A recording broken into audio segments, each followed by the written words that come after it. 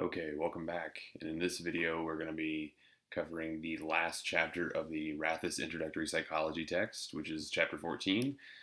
Social psychology is the chapter we're covering, the topic we're covering here. It's sort of the intersection of sociology and psychology. So if you have some background in sociology, if you've taken a course, maybe an intro course or beyond, some of this material may be familiar to you.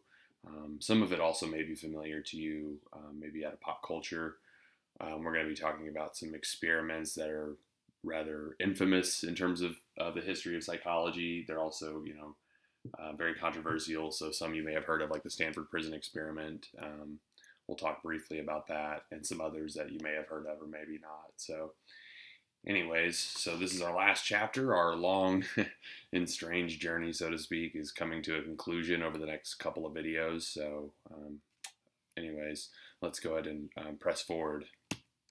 So by the end of this chapter, here are your goals. You should be able to, we're going to begin by looking at attitudes. So you should be able to define what attitudes are and things that shape our attitudes, and also the relationship to attitudes and behavior. We'll talk about some topics related to attitudes, including prejudice and discrimination. Also, attraction in terms of attitudes is a very positive. In terms of prejudice and discrimination, we're talking about a negative attitude. And then in terms of attraction and love, we're talking about a very positive attitude. And that'll be really where we'll focus on video one for part one. Part two, we're going to look at looking at social perception and how it influences our behavior. Basically, how does our behavior change in relationship to being around other people?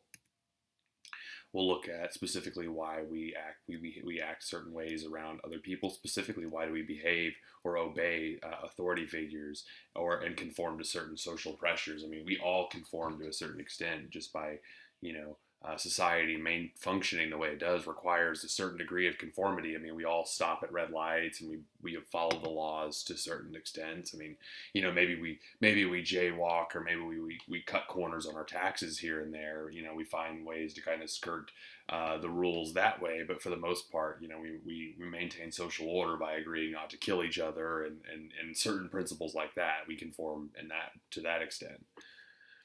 We're also going to look at aggression, things that contribute to aggression, and then we'll also look at the ways in which people behave in a group versus the way they behave as individuals. It's very different. People behave very differently by themselves when they're, or when they're when they're masked by the group setting. Okay, before we move on, let's briefly review from chapter 13. We talked about different methods of treatment of mental illness. One of those we talked about was electroconvulsive therapy. It's a very controversial method of treatment, but it's still in use today. So despite the controversy. So what I'd like for you to do is pause the video and answer the following questions. When is it used? It's not really used often, but when is it used, and maybe what are some concerns about its use? Anyways, go ahead and pause the video, come back when you think you have some answers, and we'll briefly discuss.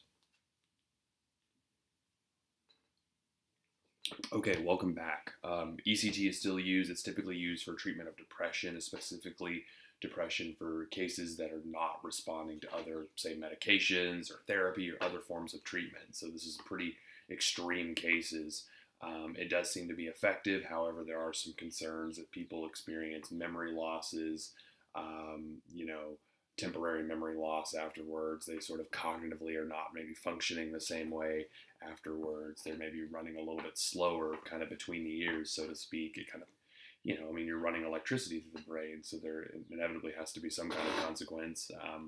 So, people kind of especially feel it, at least in terms of their memory or ability to think about things kind of afterwards.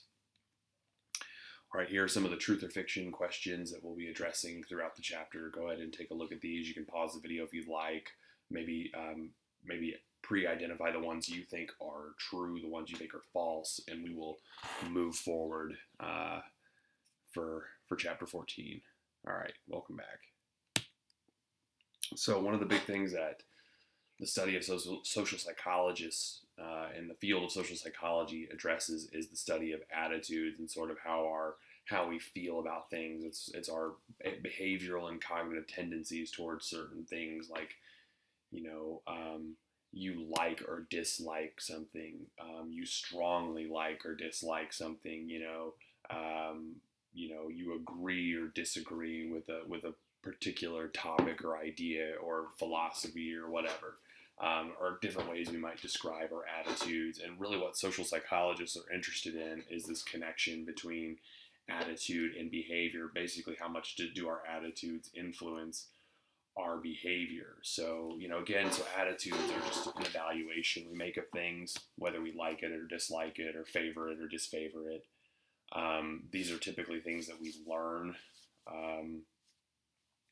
There are certain predispositions that exist, and we'll talk about, like, we have certain biases or predispositions towards in-group, basically people who belong to the same group that we do, whether it's our family, whether it's our friends, whether it's our school, or whatever. That sort of predisposition might exist in our attitudes. We tend to favor in-group, people in the in-group versus the out-group. And it makes sense on a certain level, but on another level, it's going to give rise to things like prejudice, which we're going to talk about later, which doesn't make a lot of sense. In one case, it makes sense. Hey, I have a predisposition to take the side of my family and my loved ones, versus people who are not my family and loved ones. Then it's extended out even further. I'm taking the side of people who look like me and only like me. And then it's like, whoa, you've gone too far there, bud. You need to reel it back in a little bit. The attitude thing has gone a little too far. So again, there's a thing that social psychologists specifically study, is the link between attitudes and behavior. And for the most part, the relationship is somewhat weak to moderate, meaning, it depends, in order for attitudes to kind of predict behavior, or vice versa, behavior predicting attitudes, someone has to have a very specific attitude. It can't just be, oh, I like the environment, I want to save the planet. It has to be, I'm trying to fight climate change through recycling initiatives, and my attitude, I favor recycling and reusing and all the more specific you are, the more predictive we would say your attitude and behaviors are going to align. How strong you are, someone who's just kind of meh, I like this movie, or someone who says, oh, I like this movie, versus someone who goes, oh, it's my favorite movie in the whole world.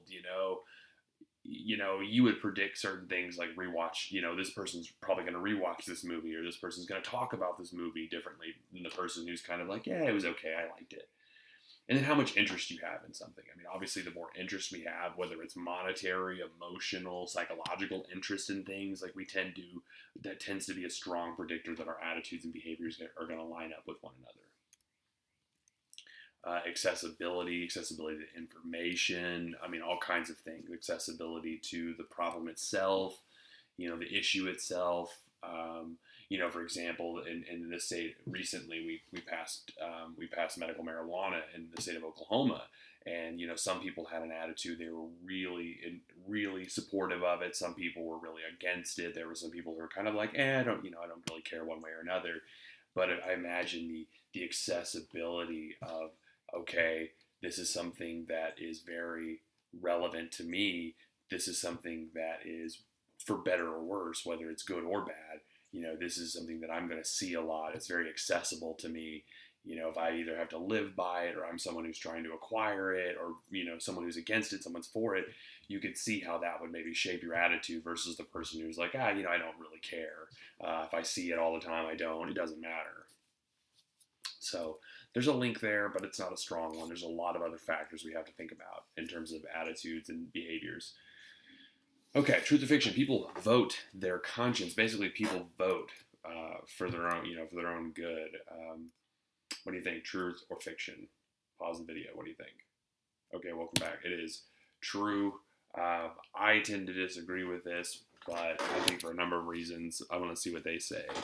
It's not always true that people always enact in accord with their conscience.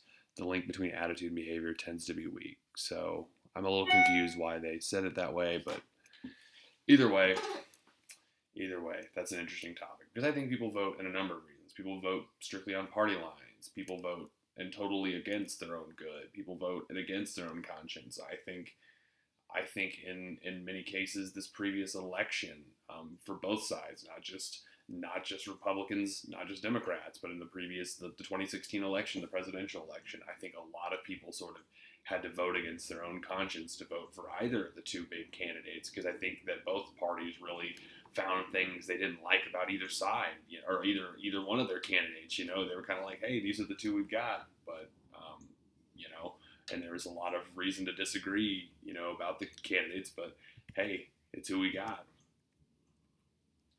Some other things that factor attitude formation: genetics. Genetics will influence everything we talk about in this course. I'm sorry, it's kind of the answer for everything. Again, it's learned. When we talked about it in the previous slide, attitudes are typically learned. We learn to like or dislike things either from our own experiences or watching other people's experiences. When we learn things, our attitudes tend to shift. We may vote or have a strong attitude against a certain political topic, for example. And then when we learn more information, we maybe change that idea. Okay, well, some people call that flip-flopping. I hate to say that, but most of the time it's just called new information. I learned something, and so therefore I changed my mind, and that's very a healthy way of thinking about things. But in the political realm, it's called flip-flopping, and it's not allowed at all. So, but anyways, in the rest of the world, it's okay to change your mind or change the way you think about things when you have new information. But a lot of times, even when we get new information, though, unfortunately, I think we've talked about this before, our initial attitude kind of serves as an anchor. So even if we get new information about a topic, if we really strongly dislike something and we get new information that might kind of be contrary to what we think, we're probably not going to move very far from that dislike. Maybe we just move from strongly dislike to dislike, but we're not going to go from like strongly dislike all the way to strongly like with new information. Or it's got to be really good information. It's got to be a lot of information. And I'm talking about the population as a whole. Obviously you as college students listening to this lecture, you're probably a little less prone to some of these cognitive biases. But for the general population, maybe this is more so. You know more now. These are things these are the things of pitfalls in thinking that you can try to avoid now. It's not easy, but you can try to avoid it now that you know. There's a really cool model that talks about why people are persuaded by certain messages in terms of their attitudes or changing their behaviors, and it's called the elaboration likelihood model. And this model says there are two routes that we can be persuaded, the central versus the peripheral route. And the central route provides evidence and strong logical arguments to persuade us, versus the peripheral route will focus on other aspects of the argument, like positive and negative cues, or the spokesman themselves. Do we like the spokesman themselves, not necessarily the message? Are they attractive? All kinds of factors that are not necessarily related to the argument itself, that are peripheral to the argument. And so, commercials think about the way advertisement works. Advertisement works on these kinds of, sometimes both, using central and peripheral route all the time. You'll see commercials that'll try to sell you a car, and in one instance, they're telling you all the facts about the car and all the awards the car has won and all kinds of persuasive evidence-based arguments. And in other cases, they'll put a famous actor in the car, like Matthew McConaughey will ride in the BMW or whatever, the Lincoln or whatever he sells these days, and that's what the peripheral route. It's not so much that the car, it's the culture behind the car. When you buy it, you're now cooler because you have this car and you're like Matthew McConaughey now. It's not so much that this is a factual argument, but it's more of a positive cue related to the car itself. And so in terms of other persuasive messages, whether it's trying to get you to buy a car or getting you to vote for a candidate or getting you to buy a new product of any sort, whatever, certain principles have been demonstrated through research, is that, things that are familiar tend to breed content. We like things that we see a lot, We like the brands that are familiar to us. It breeds contentness. It brings happiness. We've also seen in many cases, especially in the political realm, that people are more persuaded by fear than they are by facts. Fear overrides reason. And I hate to say this, but this affects both sides. Democrat, Republican, liberal, conservative, libertarian, whatever. Fear just seems to be when people think that their values, their identities, their whatever is in jeopardy. fear is a really strong motivator versus facts. You can tell people facts till you're blue in the face all day, and sometimes people just will not hear it. How persuasive a communicator is in terms of delivering a message is dependent upon a number of factors: their expertise, how trustworthy they are, how attractive we perceive them to be, how similar they are to the audience, how they talk about certain things or avoid talking about certain other topics is important too. I mean, we see this in politics all the time. Politicians will avoid certain topics or dance around certain topics or directly expose others, that make them look favorable. So, there's a number of factors in why we are persuaded by certain messages or how our attitudes are changed or shaped by certain messages. The context also matters. Context matters everything.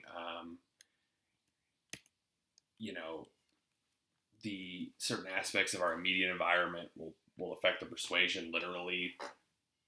The weather, the temperature, the political climate, the economic environment. I mean, all kinds of things.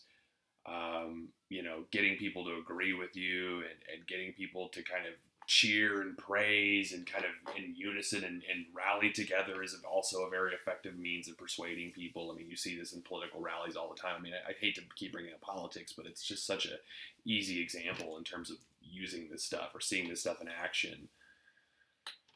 All right, so how do people get kind of caught up in the audience or get caught up in the crowd? People who tend to have high self-esteem and low social anxiety, like they're much more resistant to kind of getting caught up in the moment, getting caught up in the crowd, versus people who have low self-esteem and high social anxiety. We would predict they're much less resistant to kind of getting persuaded to kind of follow the crowd or conform to social pressure, which we'll talk about in another portion of this video or the next video.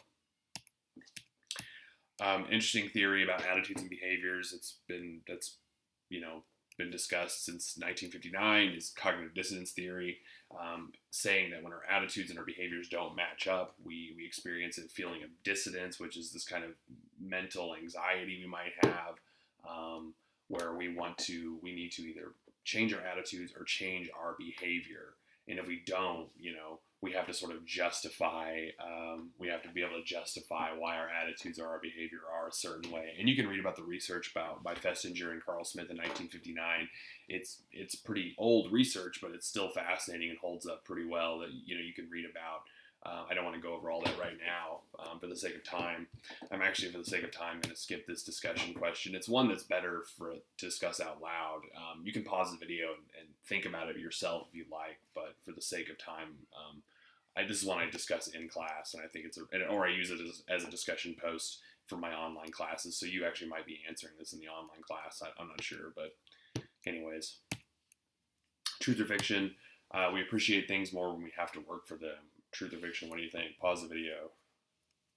It's true. If you read the research by Festinger, the cognitive dissonance theory research, then it's true. We justify, hey, I had to work really hard for this, so I better appreciate it.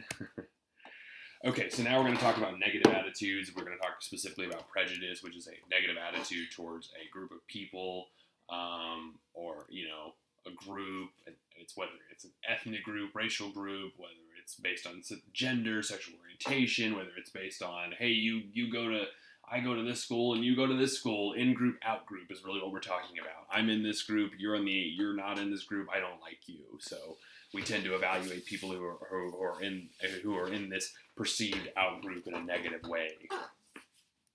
And so, and this is manifested cognitively, and we have certain expectations that, this person belongs to this group, so they're going to behave in a negative way.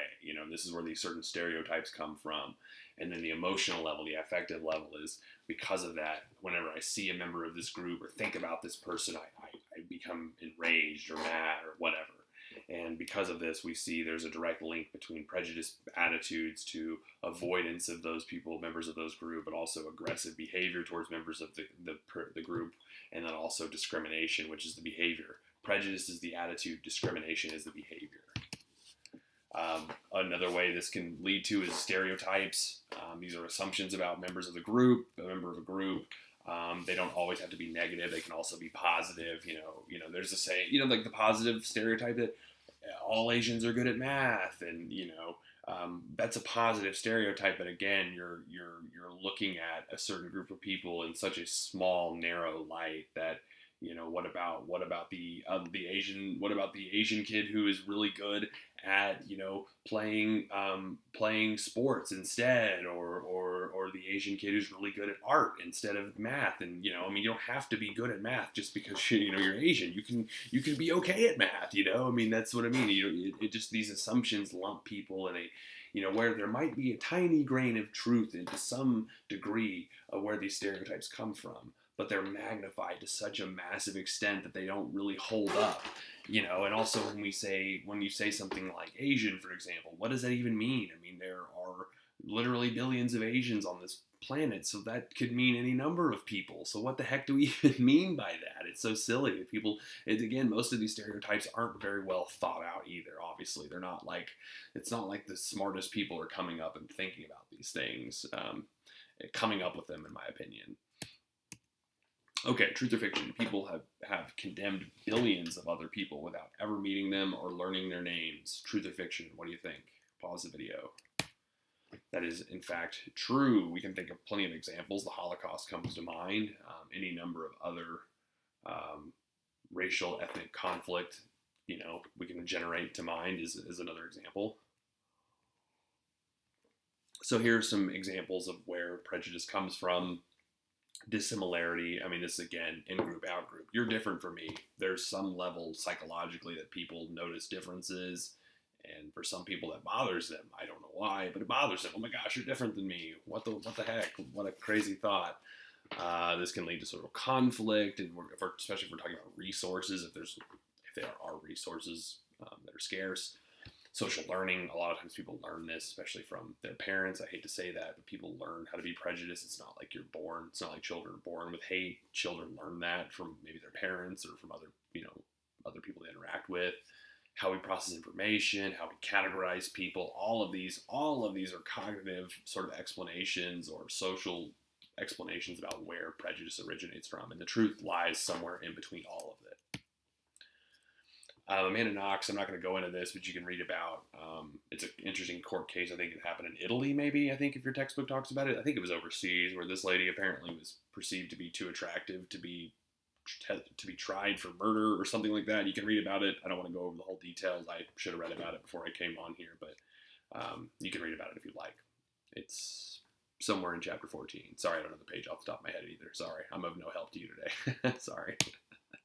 Okay, now we're going to talk about positive attitudes. We talked about negative attitudes and stereotypes and prejudice. Now we're going to talk about positive, which is attraction. And we are talking about, overall attraction, just liking or disliking, but we're primarily going to be talking about romantic attraction. And I hate to say this, we like to think we're not shallow, but there are certain factors that contribute to how we are attracted to another person, and physical appearance is one of those factors. Whether we like to admit it or not, it's an important factor. We'd like to, the person to be aesthetically pleasing to us, to be, how we define that is up to us, but, we like people who are physically attractive. We also like people who are like us. And we also like people who like us back, who reciprocate their attraction. Those are important factors. So physical appearance, again, we'd like to say we're not shallow, but it is an important factor in most romantic relationships. It's not the only factor, but it is a factor. And there are certain ideas of standards of beauty that seem to hold up cross-culturally speaking. We see it in terms of like artwork. We see it in terms of like fashion and all kinds of cultural aspects like that. And when we also see it is in terms of facial features. We like faces that are balanced. We like things that are even. There's this idea of balance, and you can read about on this. I think it's in figure 14.1 in your textbook. You can read about these two images. I think A is supposed to be a composite image of all the attractive features, and B is supposed to be a modification of those. Anyways, you can read about it, and it talks about symmetry. Facial symmetry is an important factor in terms of a universal sort of aspect of beauty, or what we consider aesthetically pleasing. Okay. I probably should have moved this elsewhere, but I guess we can address it now. The role of similarity and attraction would predict that A, opposites attract, B, relationships where with more give and take are best, C, that we are attracted to people who are similar to us, or D, that romantic love is more important than affectionate love. Pause the video. What do you think? I know we haven't talked about it, but maybe just what do you think now before we even address this topic? Okay, welcome back. The answer is C. We are attracted to people who are similar to us. Now, this idea of opposites attract is not to say it's untrue, but typically speaking, research shows we like people who are more similar to us than dissimilar.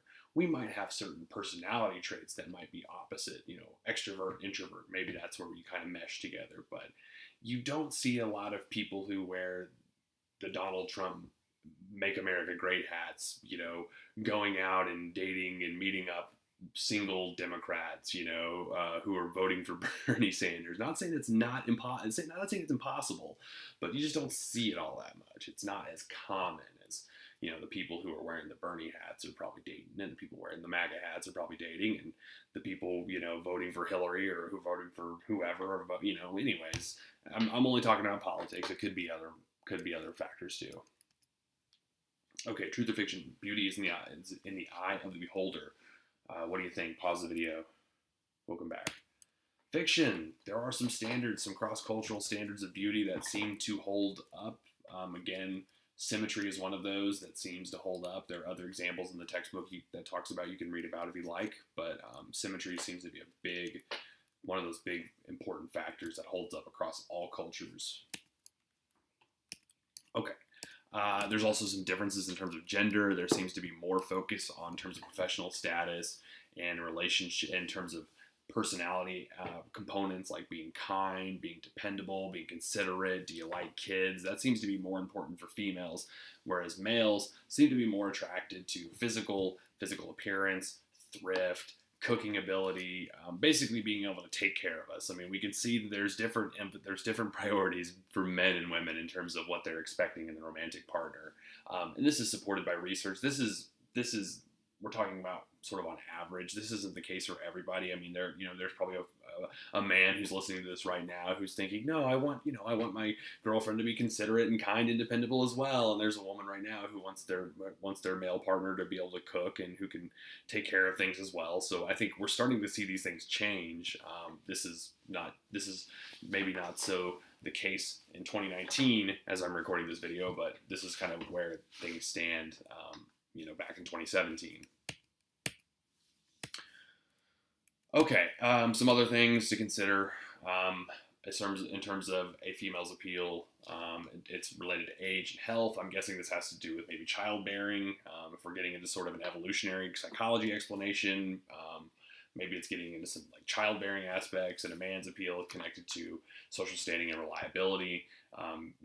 How can you take care of us? I know that's sort of an outdated way of thinking, but if we're going to have a family, can you be reliable? Can you provide? Do you have good social standing to sort of help raise a child or start a family? I mean, I know there's more to it than that, but I'm sort of thinking about what are some of the traditional ways, or what is the reasoning behind these investment? I guess this is in terms of people who want to have children. This is their way of thinking. Okay. All right. Attraction similarity hypothesis. Again, the idea is that they tend to be more attracted to people who are similar to themselves in terms of whether it's physical attractiveness or other traits. I mean, we just get along. We tend to be more attracted to people who are like us. And I mean, we see that in romantic relationships. We see this also in platonic relationships. It's how close we also tend to be more attracted to people who are close to us, propinquity, and also who like us back. So if they like us, hey, that means we're similar. We're getting along there. If there's a propinquity, we're close to people. Like, yeah, there's such thing as long distance relationships, but we tend to like people who are similar to us and who are close to us. Truth or fiction? Opposites attract. What do you think? Fiction. On the whole, most of the time we prefer people who are similar to us rather than dissimilar. I'm not saying that some degree opposites, not to say that opposites don't attract, but as a whole, that saying is probably not true. Some interesting facts. The color red is associated with attractions. That's not to say that if you go on a date and your date is wearing red, that you should take that as a sign that, oh, this person is attracted to me. That must mean they want to have sex. Not necessarily so. Make sure that consent is there first and foremost. But whenever I see this slide and think about it, it makes me think of the Parks and Rec episode where Ron Swanson wears the red polo shirt like Tiger Woods, and it's his symbol for letting everyone know he had sex the night before. But there is some connection between the color red and attractiveness, and it's something to do. It literally produces hormones. It changes kind of what's going on biologically, and it's a sign of things. It's a sign of good health. There's it's linked to so many things biologically and psychologically. So I guess it makes a lot of sense that we associate that color red with being attracted. Okay, so we've talked about some of the components of well, we haven't talked about them, but there are certain components to having a loving relationship, and intimacy, passion, and commitment. And relationships will tend to have a variation of these three factors. Sometimes all three are present, sometimes only two are present, sometimes only one are present. And based on which ones are present and which one are not, we have different types of love that are existing, and for the most part, relationships will probably go through maybe all or most of these phases, maybe not all, but a lot of these different phases. When you start off, when you first meet somebody, maybe it's purely romantic, or maybe first you start off just kind of liking this person. I don't really know them, but I think they're attractive. Then it maybe develops into romantic, maybe fatuous, and then over time it just kind of builds into something maybe that's consummate or companionate love, or ideally consummate. But relationships will evolve. Most of the time you're not going to be here. Maybe in your first month or 6 months things are great. A lot of it's this romantic love, but over time it's going to change. You're going to change. Your partner's going to change. You're going to learn things about each other, and that's a lot of where that change comes from. You change as people, and so does the relationship. So, anyways, this is where we're going to stop. For video number 1. We'll pick up with video number 2, which will wrap up this chapter and also wrap up this textbook and wrap up the course. So you can pat yourself on the back. You've only got one more video to go, and then we're done with Intro Psych. So I'll see you on the other side. All right, take care.